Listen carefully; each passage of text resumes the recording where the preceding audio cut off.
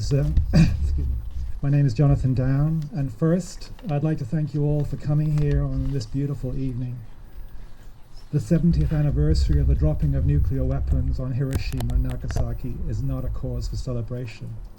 It's hard for us to imagine the horror that happened to the people in those two cities, people like us. But you are here, and you are concerned, as we all should be, about the potential nightmare of a 21st century version of Hiroshima and Nagasaki. As Anne mentioned, I'm a pediatrician. I'm a board member of Physicians for Global Survival, which is the Canadian affiliate of International Physicians for the Prevention of Nuclear War. In 1985, our parent organization was awarded the Nobel Peace Prize. Our main aim has always been the complete elimination of nuclear weapons. This is even more important now, given the fact that the doomsday clock was recently moved to 3 minutes before midnight. This is the closest it has been since the Cold War ended. On August the 6th, 1945, when the atomic bomb was dropped on Hiroshima, a turning point occurred in the history of human life on this planet. It showed the extreme dark side of human character in a way that had never been done before. However, 70 years later, we are now at another turning point, where we can demonstrate our ability of doing good. And we can do this by eliminating nuclear weapons. You will see that our newsletter from Physicians for Global Survival is called Turning Point. And I invite you to pick up a copy. I've got several of them here, or you can go online and read it online. You may not know, but in August 1943 in Quebec City, the United States, United Kingdom, and Canada entered into a formal agreement to develop the first atomic bombs.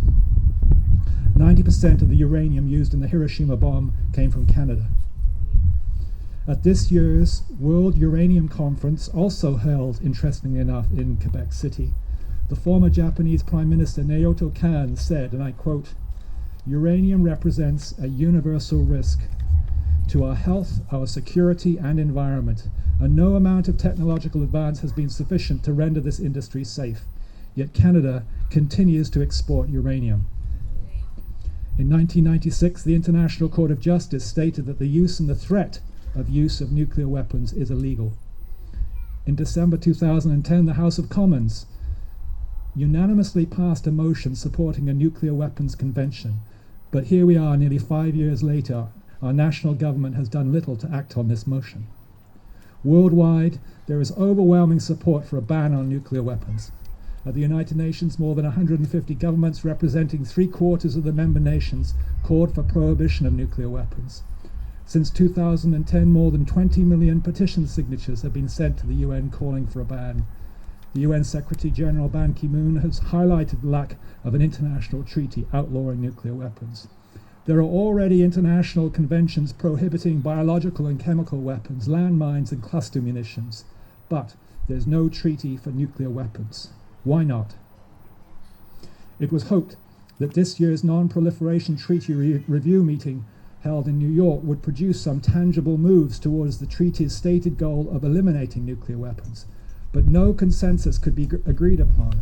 It is clear that current treaties, although they have succeeded in preventing the spread and the use of nuclear weapons, are insufficient to achieve disarmament.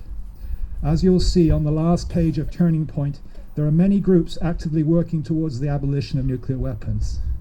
Physicians for Global Survival, Raging Grannies, Mayors for Peace are examples.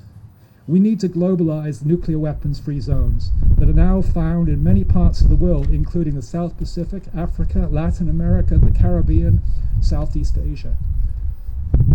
The global total of nuclear weapons has been cut to 16,000, but the countries that possess nuclear weapons are in the process of modernizing and updating them, spending more than $100 billion a year in doing so.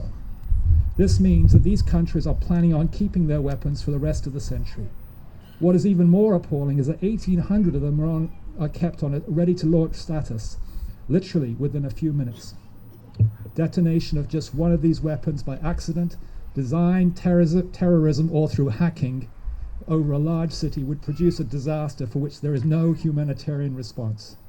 The detonation of 10 or more would disrupt the global climate to the point of creating a collapse of global food supply. There is only one course of action, and that is the elimination of nuclear weapons. There is no option. The 70th anniversary of the bombing of Hiroshima and Nagasaki is our turning point. We are the ones we've been waiting for. This is the generation that will ban nuclear weapons. Yahoo! And I thank you all for being here.